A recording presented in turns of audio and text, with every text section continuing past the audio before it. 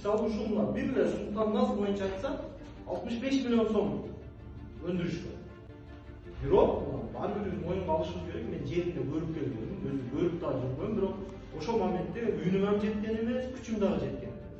65 миллион сомду максаттуу бир да пайдаланбадым.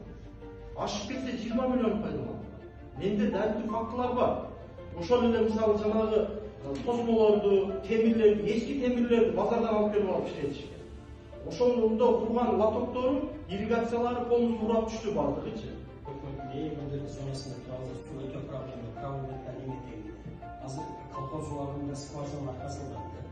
Скважиналар өзү өкмөттүн балансында. Бирок өкмөттүн акчасы жок болгон үчүн ошо колунда бар адамдарга ошо скважиналарды бекитип кетсе иштетесиң депчи. Ama 350 getirin su var, bir kadar ton kamsızlığından da su gider. Ошого окшогон кээ бир мисалы спалар жалпы республика боюнча минус болуп атат. Эл жаман көрүп атат сиздерди. Rayondan da bir çapsalayız.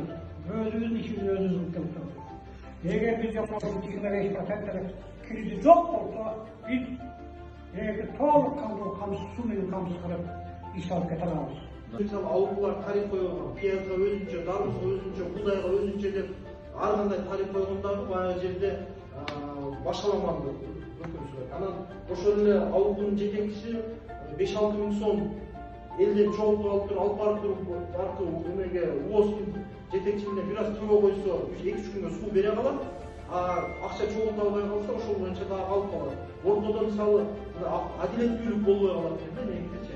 Ошон үчүн конкретный бир системага түшсө, айыл өкмөттүн адиси катары мисалы сиздер ошону башкара турган болсоңуздар, сиздер ошо мамлекеттик жетекчи катары требовать эте аласыздар.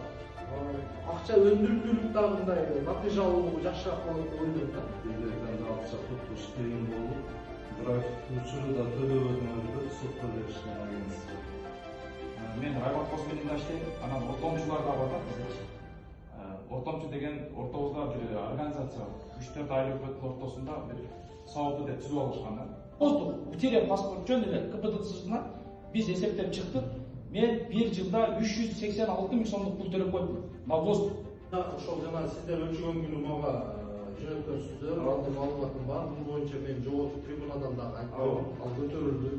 Ал боюнча Минсельхоздун өкүлчүлүгү келген мага. Биз отуруп сүйлөшкөнбүз. Жакында суу кодексине дагы өзгөртүүлөрдү алып келишет. Ошол жерде өзү негизи чындыгында андай ортомчу посредниктерге эч кандай кереги жок. Эмне кереги бар ал нерсенин? Бул жерде биздин максат, мисалы биз мыйзамдуу мамлекетте жашайбыз.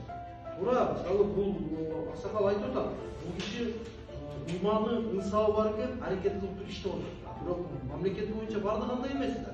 Акыбалын көрүп атпайбы? Дайра келген грантты жеп коюп атышпайбы? Элдин акысын жеп коюп атышпайбы? Ошол келгенди эле өзүнүн толук кандуу кое турган болсо биздин келечек муунга жетет ошол. Минсельхоздун ою дагы азыр.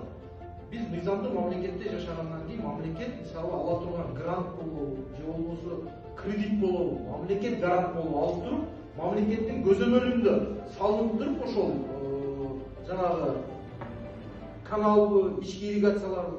Мына азыр текшерип келе турган болсок, эч ким жооп бербейт азыр. Ошон үчүн 65 миллион иштеттик, азыр сен эмесин таап бере албайсың да. Же конкретный бир ишти бүтүргөн деген акттары жок.